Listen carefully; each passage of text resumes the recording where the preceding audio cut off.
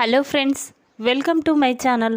Friends, మా ఛానల్ని మీరు ఫస్ట్ టైం చూస్తున్నట్లయితే తప్పకుండా సబ్స్క్రైబ్ చేసుకోండి. పక్కనే ఉన్న బెల్ ఐకాన్ని క్లిక్ చేసి ఆల్ ఆప్షన్ని సెలెక్ట్ చేసుకోండి. ఫ్రెండ్స్, ఈ వీడియో చాలా ఇంట్రెస్టింగ్గా ఉండబోతుంది. తప్పకుండా చివరి వరకు చూడండి.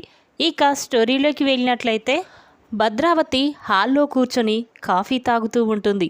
ఇంతలోనే విశ్వ బాగా దెబ్బలు తగిలి ఇంటికి వస్తాడు.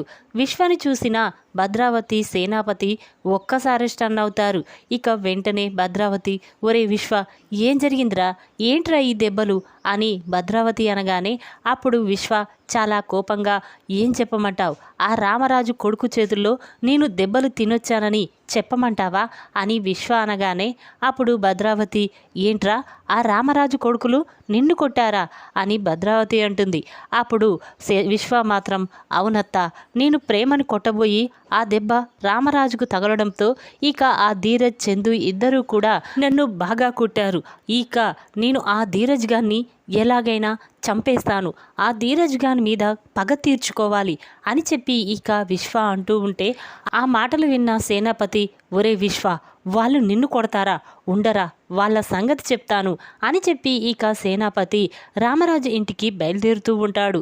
అది చూసిన భద్రావతి, ఒరే విశ్వ, ఆగరా, ఇప్పుడు చేయవలసింది వాళ్ళ మీద మనం పగ తీర్చుకోవడం కాదురా, మనం పగ తీర్చుకోవాలంటే ఆ రామరాజు మనం కొట్టిన దెబ్బకి కుళ్ళి చావాలి అని చెప్పి భద్రావతి ఇక ఆలోచిస్తూ ఉంటుంది.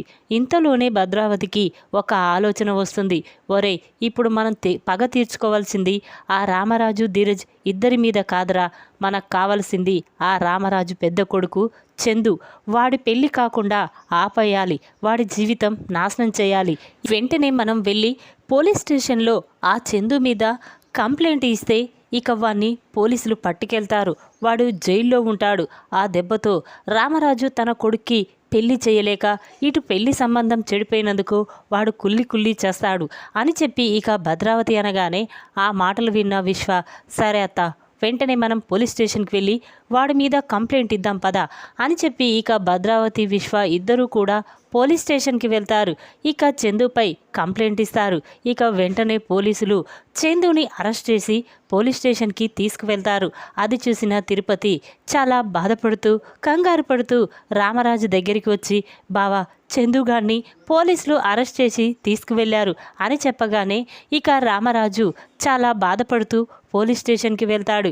ఇక ఎస్ఐతో, చూడండి ఎస్ఐ గారు, ఏదో కోపంలో మా చిన్నవాడు అతన్ని కొట్టాడు, కానీ మా చందు వాణ్ణి కొట్టలేదు, మీరు అర్థం చేసుకోండి, వాణ్ణి వదిలేయండి అని చెప్పి ఇక రామరాజు బ్రతిమిలాడుతూ ఉంటే ఇక ఎస్ఐ మాత్రం, చూడండి, ముందు మీరు బయటికి వెళ్ళండి, మీరు ఏదన్నా ఉంటే కోర్టులో చూసుకోండి అని చెప్పి ఇక వాళ్ళని బయటికి పంపిస్తూ ఉంటాడు. ఇంతలోనే భాగ్యం పోలీస్ స్టేషన్కి వస్తుంది. ఇక భాగ్యంని చూసిన రామరాజు, వేదవతి ఒక్కసారి స్టన్ అవుతారు. ఇక వెంటనే భాగ్యం, అదేంటన్నయ్యా, 2 రోజుల్లో నిశ్చితార్థం ఉంది, అలాంటి నీ కొడుకుని పోలీసులు అరెస్ట్ చేసి స్టేషన్లో పెట్టడం ఏంటి, అంటే మీ అబ్బాయి ఏదో తప్పు చేసిండనే కదా. చూడండి అన్నయ్య, మీ ఇంటికి మా కూతుర్నియాలంటే మేము చాలా భయపడుతున్నాము, ఇక ఈ పెళ్ళి జరగదన్నయ్య, మీకు మాకు ఎలాంటి సంబంధము లేదు అని చెప్పి ఇక భాగ్యం చాలా కోపంగా అక్కడి నుంచి వెళ్ళిపోతుంది. ఆ మాటలు విన్న రామరాజు, వేదవతి అందరూ కూడా చాలా బాధపడుతూ ఉంటారు. ఇక తిరుపతి మాత్రం, బాబా, ఇంటికి వెళ్దాం పద, చందుని ఎలా తీసుకురావాలో ఆలోచిద్దాం, ఇక్కడ కూర్చుంటే ఏం చేస్తాం చెప్పు అని చెప్పి ఇక తిరుపతి రామరాజుని, వేదవతిని ఇంటికి తీసుకొని వెళ్తాడు. ఇక భద్రావతి మాత్రం హాల్లో కూర్చొని, ఒరే సేన, మనం కొట్టిన దెబ్బకి ఆ రామరాజుగాడు గిలగిలలాడిపోతున్నాడు, చూర్రా, వాని కొడుకుని జైల్లో పెట్టించాం, ఇప్పుడు వాని కొడుకు పెళ్ళి ఆగిపోయింది, వాడి కొడుకు జైల్లో ఉన్నాడు, ఇక ఎప్పటికీ మన గురించే ఆలోచించడు అని చెప్పి ఇక భద్రావతి, సేనాపతి, విశ్వ ముగ్గురు మాట్లాడుకుంటూ ఉంటారు. ఇక ఆ మాటలు విన్న భద్రావతి తల్లి అక్కడికి వచ్చి, ఏంటే భద్రావతి, నువ్వు చేస్తుంది ఏమైనా బాగుందా, వా చందుగాడికి 2 రోజుల్లో నిశ్చితార్థం, పెళ్ళి కూడా, అలాంటి వాడి మీద నువ్వు కేసు పెట్టి జైల్లో పెట్టించడమేంటే, చూడు, మర్యాదగా నువ్వు చందు మీద పెట్టిన కేసుని విత్డ్రా చేసుకొని చందుని బయటికి తీసుకురా అని చెప్పి భద్రావతి తల్లి అనగానే అప్పుడు భద్రావతి, చూడమ్మా, అసలు నువ్వేం మాట్లాడుతున్నావో నీకైనా అర్థమవుతుందా? ఆ రామరాజు కొడుకులిద్దరూ నా మైనర్లుని కొట్టారు. అది చూసి నేను ఎలా తట్టుకోగలను? 24 ఏండ్ల క్రితమే నా చెల్లెల్ని తీసుకువెళ్ళి వాడు నాకు చాలా అన్యాయం చేశాడు, ద్రోహం చేశాడు. ఆ బాధతో మా నాన్న చనిపోయాడు. వాడికి బాధ ఎలా ఉంటుందో తెలియాలనే ఇప్పుడు నేను ఇలా చేశాను. చూడు, వాడి మీద పెట్టిన కేసుని వాపస్ తీసుకోలేను. ఆ చందుగాడు జైల్లోనే ఉండాలి. వాడి పెళ్లి చెయ్యనందుకు వాళ్ళ నాన్న కుళ్ళి కుళ్ళి చావాలి అని చెప్పి ఇక భద్రావతి రామరాజు కుటుంబం గురించి చాలా తప్పుగా మాట్లాడుతూ ఉంటుంది. ఆ మాటలు విన్న భద్రావతి తల్లి వెంటనే భద్రావతి చెంప పగలగొట్టి, నువ్వింత నీచరాలు అనుకోలేదు. నీ చెల్లెల కుటుంబానికే నువ్వు ద్రోహం చేయాలని చూస్తావా? అసలు నువ్వు ఆడదానివేనా? చూడు, నువ్వు వెళ్ళవు కదా, చూడు నేనే వెళ్ళి ఆ చందుగాన్ని విడిపించి ఇంటికి తీసుకువస్తాను అని చెప్పి ఇక భద్రావతి తల్లి అక్కడి నుంచి రామరాజు ఇంటికి బయలుదేరుతూ ఉంటుంది. అది చూసిన భద్రావతి మాత్రం, అమ్మ నేను చెప్పేది విను అని అంటూ ఉంటే ఇక అది వినిపించుకోకుండా తను మాత్రం వెంటనే రామరాజు ఇంటికి వెళ్తుంది. ఇక తను వెళ్ళేసరికి రామరాజు వేదవతి ఇద్దరూ కూడా చాలా బాధపడుతూ ఉంటారు. ఇక అది చూసిన వేదవతి తల్లి మాత్రం, అమ్మ వేదవతి అని పిలవగానే అప్పుడు వేదవతి వాళ్ళ అమ్మని చూసి చాలా బాధపడుతూ కన్నీళ్లు పెట్టుకుంటూ వెంటనే దగ్గరికి వచ్చి హగ్ చేసుకుంటుంది. అమ్మ ఏంటమ్మా, భద్రావతి అక్కయ్య మా మీద ఇంతలా కక్షగట్టింది. ఇప్పుడు చందు మీద కేసు పెట్టి వాడిని జైల్లో పెట్టించింది, వాడి పెళ్ళిని ఆపేసింది అని చెప్పి వేదవతి అంటూ ఉంటే అప్పుడు తను మాత్రం, చూడమ్మా నువ్వేమీ బాధపడకు, నేను చందుని ఎలా బయటికి తీసుకురావాలో నాకు తెలుసు, వాడి పెళ్ళి ఎలా చేయాలో తెలుసు, పదండి అని చెప్పి ఇక భద్రావతి తల్లి వేదవతిని రామరాజుని తీసుకొని వెళ్తూ ఉంటుంది. అప్పుడు రామరాజు మాత్రం, అత్తయ్య ఎక్కడికి తీసుకువెళ్తున్నారు అని రామరాజు అనగానే అప్పుడు భద్రావతి తల్లి మాత్రం, చూడు బాబు, నేను ఎక్కడికి తీసుకువెళ్తున్నానో నీకు తెలియదా? చూడు, ఇప్పుడు మనం పోలీస్ స్టేషన్కి వెళ్ళి చందుని విడిపించాలి, పదండి అనగానే అప్పుడు రామరాజు, అదేంటత్తయ్య ఏమీ తెలియనట్టు మాట్లాడతారేంటి? ఆ విశ్వ వాడి మీద కేసు పెట్టాడు. ఇప్పుడు వాడు కేసు విత్డ్రా చేసుకుంది, చందుగాన్ని ఎందుకు బయటికి పంపిస్తారు అనగానే అప్పుడు తను మాత్రం, అది కాదు బాబు, నేను చెప్తాను కదా, పదండి అని చెప్పి ఇక వాళ్ళిద్దరిని తీసుకొని పోలీస్ స్టేషన్కి వెళ్తుంది. ఇక అక్కడికి వెళ్ళిన తర్వాత భద్రావతి తల్లి మాత్రం, చూడండి ఎస్ఐ గారు, ఆ విశ్వ నా మనవడి మీద కేసు పెట్టాడు కదా, చూడు ఇప్పుడు నేను కేసు పెడుతున్నాను. నా మనవణ్ణి కొట్టింది ఆ విశ్వగాడే, వాడి మీద నేను కేసు పెడుతున్నాను. వెంటనే మీరు వారిని అరెస్ట్ చేసుకొని తీసుకురండి అని భద్రావతి తల్లి చెప్పగానే ఇక ఆ ఎస్ఐ మాత్రం, అదేంటమ్మా అనగానే అప్పుడు తను మాత్రం, చూడండి ఎస్ఐ గారు, మీరు కంప్లైంట్ తీసుకొని యాక్షన్ తీసుకోవడమే మీ పని అని చెప్పి అనగానే ఇక ఎస్ఐ సరేనమ్మా అని చెప్పి ఇక తన దగ్గర ఆ కంప్లైంట్ తీసుకుంటాడు. ఇక పోలీసులు మాత్రం వెంటనే భద్రావతి ఇంటికి వెళ్తారు. వాళ్ళని చూసిన భద్రావతి, ఏంటి ఎస్ఐ గారు ఇలా వచ్చారేంటి అనగానే అప్పుడు ఎస్ఐ, చూడండమ్మా, నీ మేనల్లుడు ఆ చందు మీద కంప్లైంట్ ఇచ్చాడు, కానీ మీ అమ్మగారు మాత్రం విశ్వ మీద కంప్లైంట్ ఇచ్చారు. వెంటనే విశ్వాని అరెస్ట్ చేసి తీసుకువెళ్ళాలి అని చెప్పి ఇక ఎస్ఐ అనగానే ఆ మాటలు విన్న భద్రావతి ఒక్కసారి స్టన్ అవుతుంది.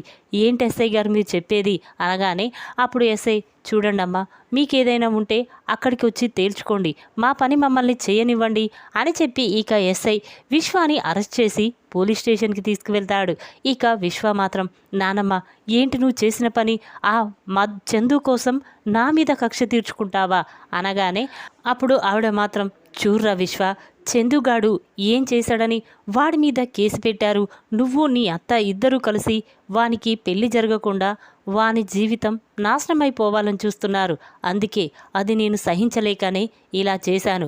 చూడు, నువ్వు చందు మీద పెట్టిన కేసుని వాపస్ తీసుకుంటేనే నేను కూడా నీ మీద పెట్టిన కేసుని వాపస్ తీసుకుంటాను, లేకపోతే నువ్వు కూడా చందుతో పాటు ఈ జైల్లో ఉండు అని వాళ్ళ నానమ్మ అనేసరికి అప్పుడు విశ్వ ఒక్కసారి స్టన్ అవుతాడు.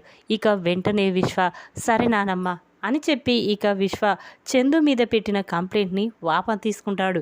ఇక దాంతో పోలీసులు చందుని బయటికి పంపిస్తారు.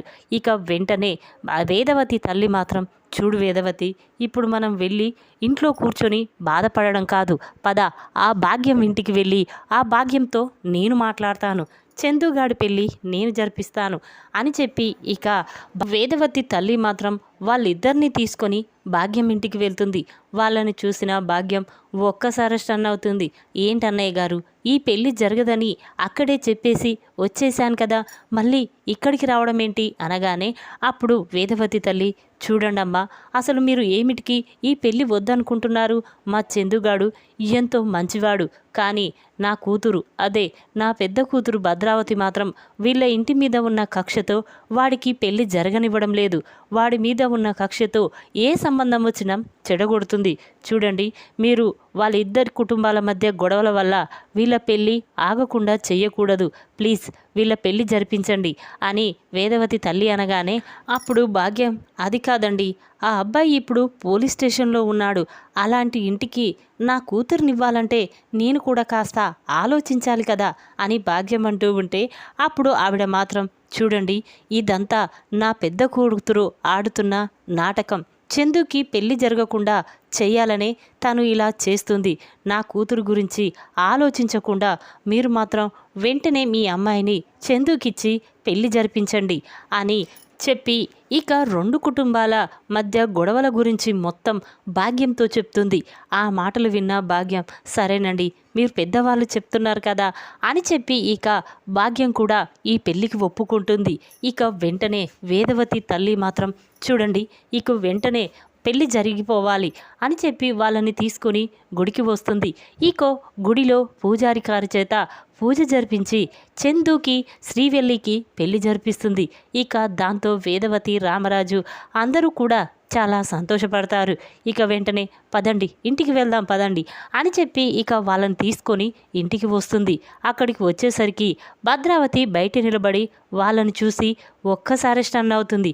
ఇక వెంటనే భద్రావతి తల్లి భద్రావతి దగ్గరికి వెళ్ళి, చూసావానే, నువ్వు నీ చెల్లెలి కుటుంబాన్ని నాశనం చేయాలని చూసావు, కానీ నువ్వు చేసిన ఆ కుళ్ళు కుతంత్రాలు ఆ భాగ్యంకి చెప్పి నేను వాళ్ళిద్దరి పెళ్లి జరిపించి తీసుకువచ్చాను.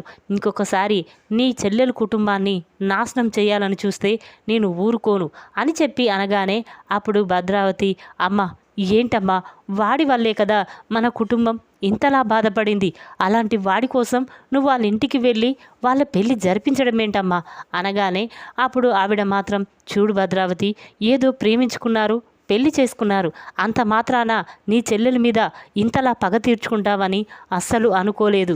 ఇంకొకసారి ఆ కుటుంబం జోలికి వెళ్ళావంటే నీ ప్రాణాలు తీసేస్తాను అని చెప్పి ఇక ఆవిడ అనగానే భద్రావతి చాలా కోపంగా ఇంట్లోకి వెళ్తుంది.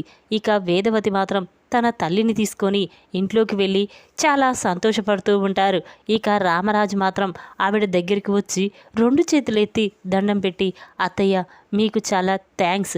నా కొడుకు పెళ్ళి జరగదనుకున్నాను, కానీ మీరు మాత్రం నా కొడుకు పెళ్ళి జరిపించి వాడికి ఒక జీవితాన్ని ఇచ్చారు. మీ రుణం ఈ జన్మలో తీర్చుకోలేను అని చెప్పి ఇక రామరాజు భద్రావతి తల్లికి దండం పెడుతూ ఉంటాడు. ఇక అది చూసిన వేదవతి చాలా సంతోషపడుతూ ఉంటుంది. ఇక అందరూ కూడా అక్కడికి వచ్చి ఇక ప్రేమ మాత్రం, నానమ్మ, నువ్వు చేసిన పనికి నాకు చాలా సంతోషంగా ఉంది. చందు బావ పెళ్ళి ఎక్కడా జరగదు అని కుటుంబం మొత్తం చాలా బాధపడుతూ ఉంటే నువ్వు మాత్రం వాళ్ళ పెళ్లి జరిపించి ఈ కుటుంబం సంతోషంగా ఉండేలా చేశావు అని చెప్పి ఇక ప్రేమ, ధీరజ్ అందరూ కూడా చాలా సంతోషపడుతూ ఉంటారు. ఈ విధంగా భద్రావతి చెంప పగలగొట్టి చందుని బయటికి తీసుకువచ్చి చందు శ్రీవల్లిల పెళ్లి జరిపించి భద్రావతికి దిమ్మ తిరిగే షాక్ ఇచ్చిన భద్రావతి తల్లి. ఈ వీడియో కనుక మీకు నచ్చినట్టయితే లైక్ చేయండి. మరిన్ని వీడియోల కోసం మా ఛానల్ని తప్పకుండా సబ్స్క్రైబ్ చేసుకోండి. Thanks for watching.